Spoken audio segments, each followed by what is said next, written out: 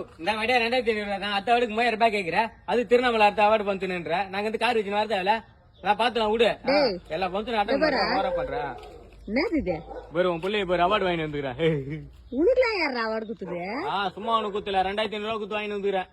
என்னடா அவார்டு காசு குத்தாடா வாங்கி வருவாங்க? ஆமா, அப்படி குத்தாதான் 2500 ரூபாய் குத்தாதான் அவார்டு தருவில்லாட்டா தர மாட்டேன்ட்டாங்க குரூப்ல.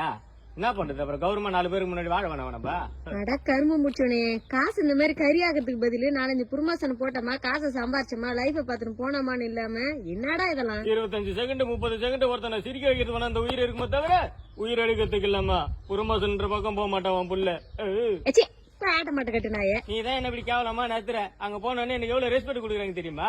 ரெட் கலர்ல கோணி போய் போட அதுல நடக்க விட்டானுங்க. உள்ள பவுன்சரு 5-6 பேர் சுத்தி நின்னுனானுங்கம்மா. ஒரு சின்ன குறை தான், பவுன்சருக்கு நடுவுல மாட்டினேன். மத்தவங்களுக்கு தெரியல, நானு பல்காக்குறானுங்க எல்லாம்.